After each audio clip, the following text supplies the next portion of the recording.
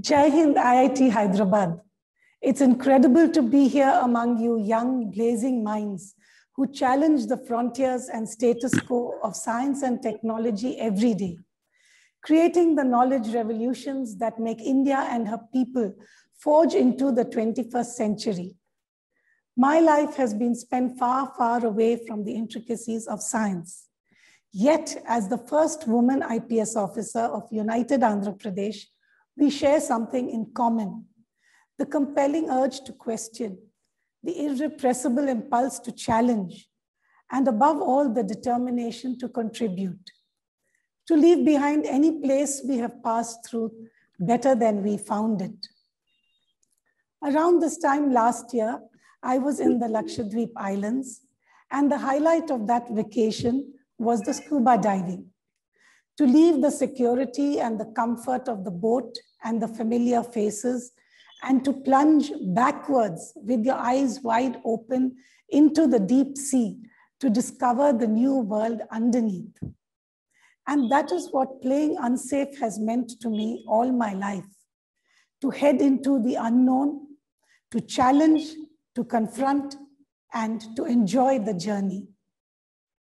My career with the IPS began with the Union Public Service Commission, having cleared the written examination, facing the interview board. The members of the board tried very hard to dissuade me from opting for the IPS, which they felt was a male bastion, and tried to convince me to select any other service. But my mind had been made up, and I soon found myself on the doorstep of the National Police Academy, the only girl in the batch. No woman even on the faculty. The training was extremely difficult. All the benchmarks were selected, keeping in mind the male physique. Even the uniform items and the equipment, my shoes, my boots, my caps, my helmets, were all 2 or 3 sizes too large for me and had to be stuffed with cotton, with bandage gauze, and be made to fit.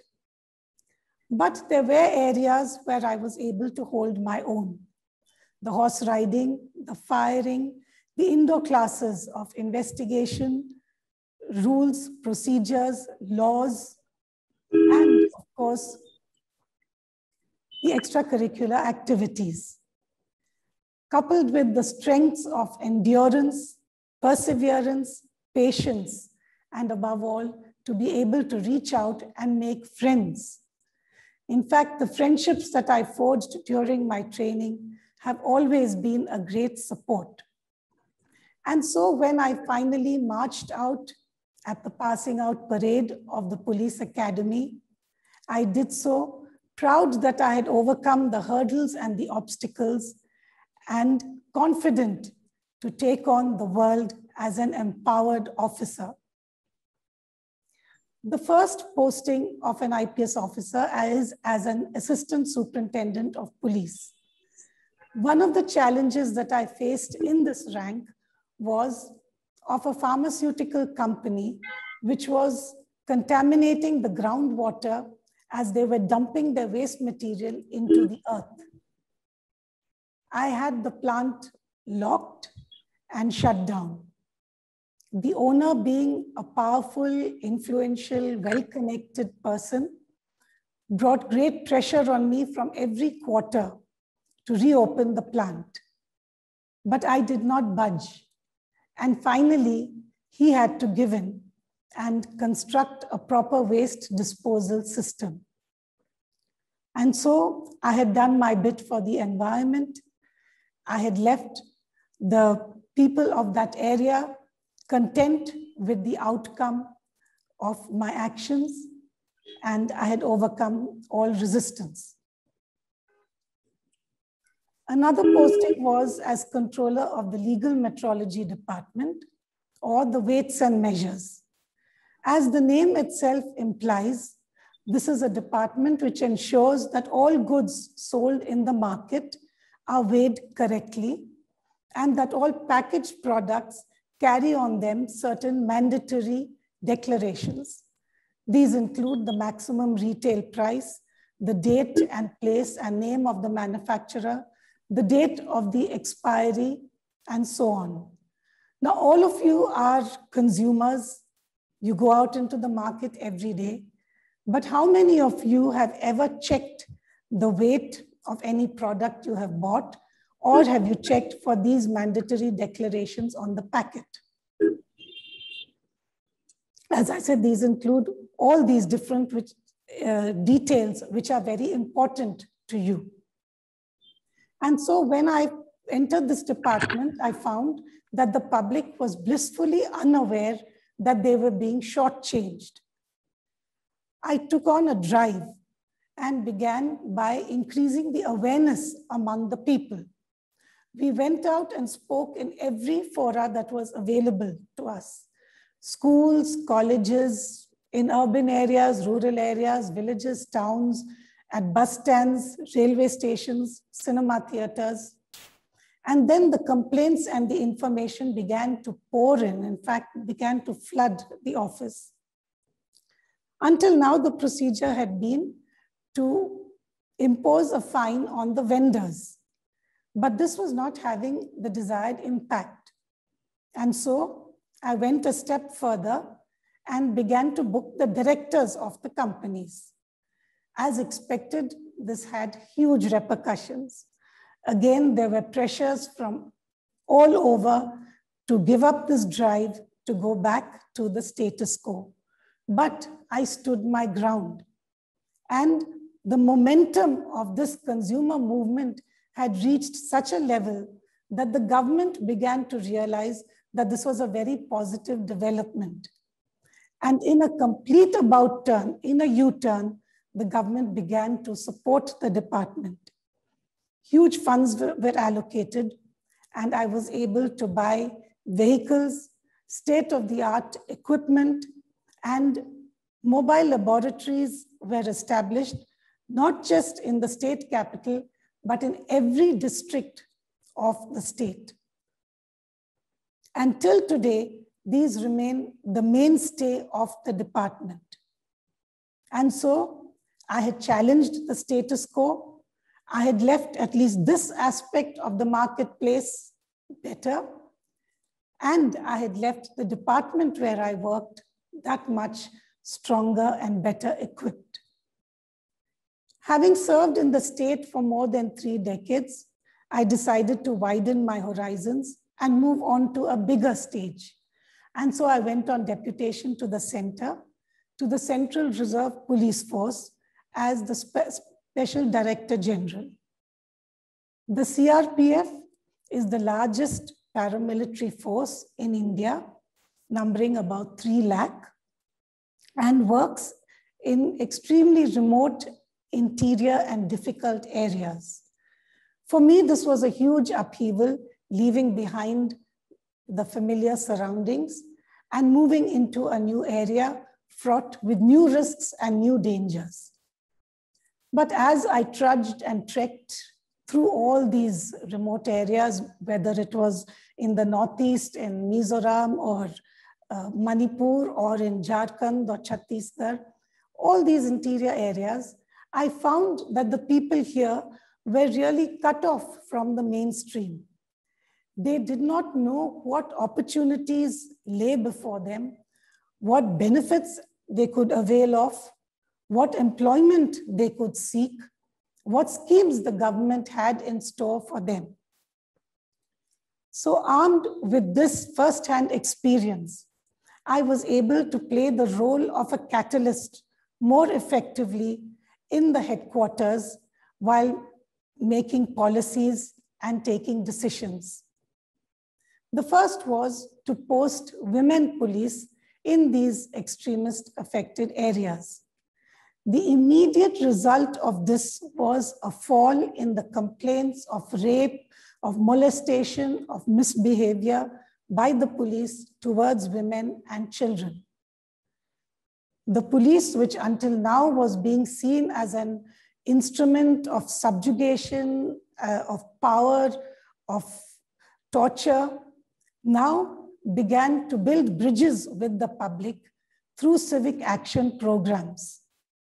And so the police now became, the perception of the police now changed and became one of a facilitator of upliftment, of development and growth. My final posting was as the director of the Sardar Vallabhbhai Patel National Police Academy. This academy trains all IPS officers, starting from the fresh inductees to the service, right up to the DGPs. Now, the image of the police over the years, for various reasons, has been of the stumbling, bumbling, clumsy, insensitive cop. My charter was to change this image through the training. I sought to do this by including extensive travel, both domestic and foreign. The officers were exposed to different cultures to see how the police in different areas dealt with different situations, whether it was cultural events, whether huge religious gatherings or other gatherings, whether these were violent mobs or just unruly crowds. Speakers were invited from different walks of life: writers, thinkers, philosophers, economists, agricultural experts, politicians, reformed sex workers, rescued child laborers, and even Bollywood actors and directors. A 2-day documentary film festival was conducted. All this was to give the officers a holistic and complete picture of the entire world, what role they played in this big picture. Initially, there was a great deal of criticism, and many people felt that the training was being softened and that these officers, when they went out into difficult and hard areas, would not be able to cope. But gradually, as these officers went into their districts and their states and began to work, they conducted programs of de-radicalization. They reached out to the marginalized, they reached out to the physically challenged, and then they brought about very perceptible results in the field. Law and order was managed better, crime was reduced, public participation grew in these areas. And so the criticism gradually faded away. And then came the feather in the cap when I was awarded the Union Home Minister's disc for the best training institution. And the final crowning glory was when the Prime Minister, for the first time in the history of the Academy, conducted the annual conference of the Director Generals of Police and visited the Academy for 2 days and appreciated publicly the training that was being imparted here. Now, this has not been a smooth ride. I had my moments of difficulties, of loneliness, of anxiety. I had no political patronage. I had no godfather. I had no safety net. A mentor who I had looked up to for many years, from even before I joined the police, let me down at a very crucial juncture. I constantly faced barbs and taunts, especially against women who were working. I was told, just because you have been to a school and college, because you speak English, you think that you can work in a department like this. Women, when they come out and work, when they leave their homes, their families are neglected, their children go astray, and that women should not be taken into the police department because they're always on maternity leave. Now, I had taken maternity leave twice during my entire career. That is a total of 6 months in a career spanning almost 4 decades, that is 38 years. But I shrugged off these comments as the insecurities of men. And I always found within me a deep well of inner strength, of fortitude, of courage.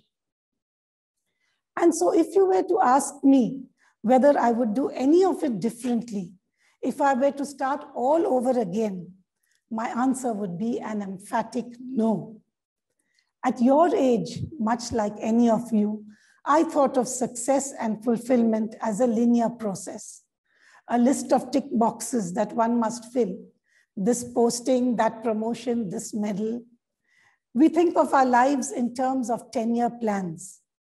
But from where I stand, I can tell you that when I look back, it is when life took you off the charted path, the challenges, the confrontations, and your ability to stay firm and to stay true to yourself, that makes for real success. It is safe and easy to fall in line, to walk the beaten path. But somewhere, ages and ages hence, two roads diverged in a wood. And I took the one less traveled by. And that has made all the difference. Today, I invite you to walk the path less traveled. And that's what will make all the difference to you alone and to India and her millions. Jai Hind.